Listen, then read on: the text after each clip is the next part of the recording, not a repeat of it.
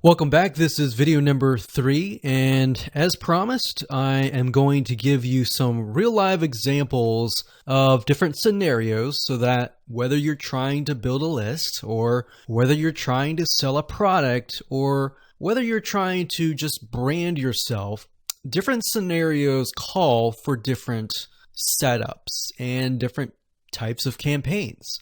So we talked about the blog post earlier, and that's fairly simple. But let's say, for example, that you want to build a list. How do you set things up? All right. What if they don't opt into the list? How are you going to retarget them to get them to sign up for the list? So what you really have to do is you have to get an idea of what you want to achieve. What action do you want? Do you want an email? Do you want a sale? Do you just want to brand yourself and expose people to your awesome content? And there are other different scenarios as well. How do you get somebody to fill out a form?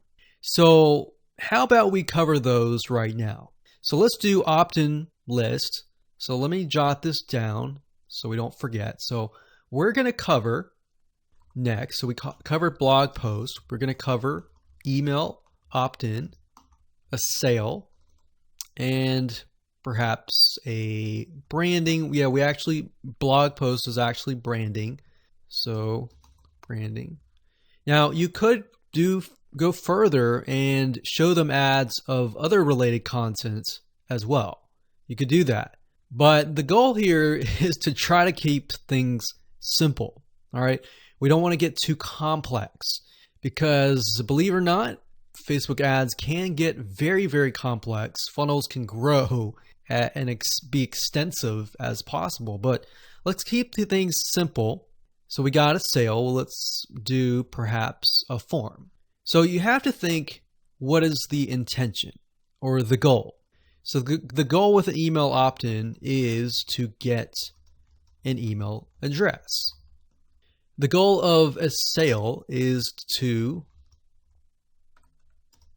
obviously get someone to spend money. So getting somebody to pay. So get someone to buy. And then with the form, you want somebody to fill out the form. Now you also have to think, okay, what happens when somebody completes the email? What then happens? How do you convert? And how do you track that conversion so you don't show a Facebook ad to somebody who has bought, right? So it's kind of an if, then, else. If this happens, then this happens. If this doesn't happen, then this happens, right? So let me explain. Let's do an email opt-in. All right, somebody comes to a landing page. So we'll call this the email capture page.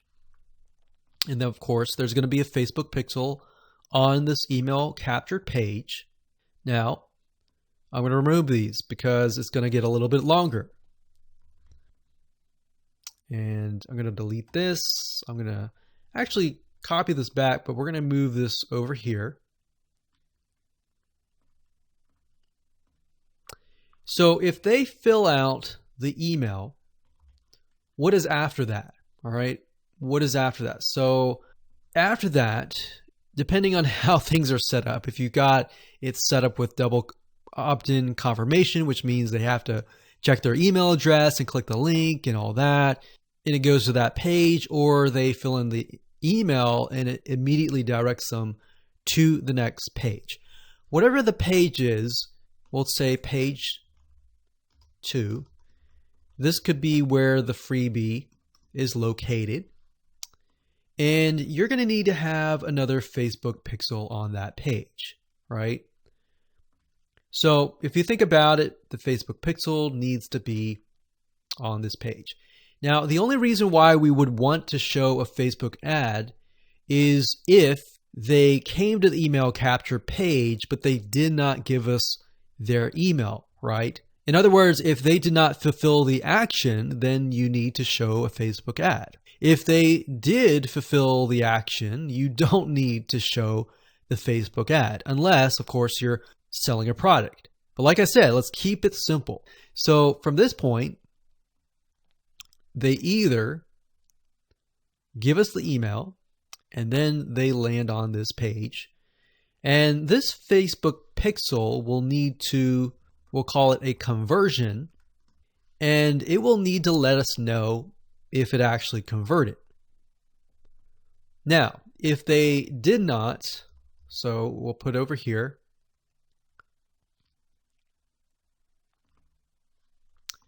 did not give email. So this is if they gave us the email. If they did not give us the email, and that's why I put an arrow here. So these are scenario 1. So we could actually name this.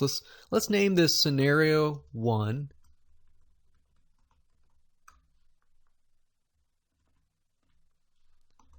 In scenario 2. And obviously scenario 2 doesn't have a page or anything. It's just merely they exited this specific page. If that's the case, we want to retarget them, right? So we are going to say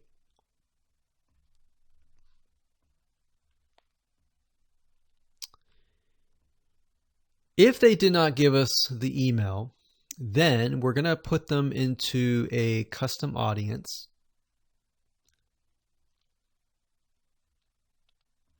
So in certain respects, what it's going to do is if somebody visited this page, but they did not visit this page, then we put them in a custom audience. If they visited this page and this page, then we do not retarget them. Now, it's going to be a little bit more easier to understand when I visually show it to you. But I just want to give you a bird's eye view here. So at this point, they did not give us the email, so therefore we add them to custom audience, and then we show them a Facebook ad.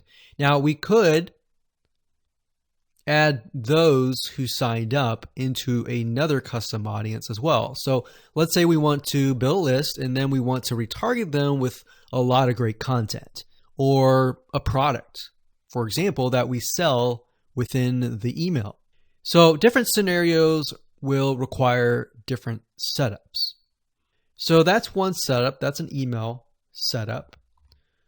So not only are you setting things up for the if they fill out the email, but if they do not fill out the email. So the next thing we have is a sale. So you'll notice that it's actually very similar. If a visitor comes to a page, and this page can be the sales page, and of course we pixel them, and then they either buy or, so scenario, they buy, and that is a Facebook pixel conversion, or they do not buy, and then we add them to a custom audience and we show them a Facebook ad for the goal of trying to get them to buy. Maybe they're not ready to buy, right? So you could show a Facebook ad of free content that is related to the sales page. Because most likely if they visited the sales page, they're interested, they're just not sure, right? You could show them a Facebook ad to a coupon. So there are many different ways of doing this. So now you can kind of get an idea. It's very, very similar from the email to the sale. Any type of conversion is very, very similar. So now we have a form. So let's see here. We got sales page here. And let's do a form. So they come to the form, and our goal is to get them to fill out the form. So we got a Facebook pixel here as well. Of course, scenario 1, they fill out form, and then we have a Facebook pixel, and we're able to track that they did fill out the form. And scenario 2, they did not fill out form, so we want to retarget them with either really good content or something that speaks directly to them to try to get them to come back and fill out the form. And that can be the Facebook ad. So as you can see, anytime you have an action, it actually becomes very, very similar in the setup. So now that you have a better idea of the different real-life scenarios and examples, let's move on to the next video and talk about the Facebook Pixel, what it is, why it's important, and where to get it.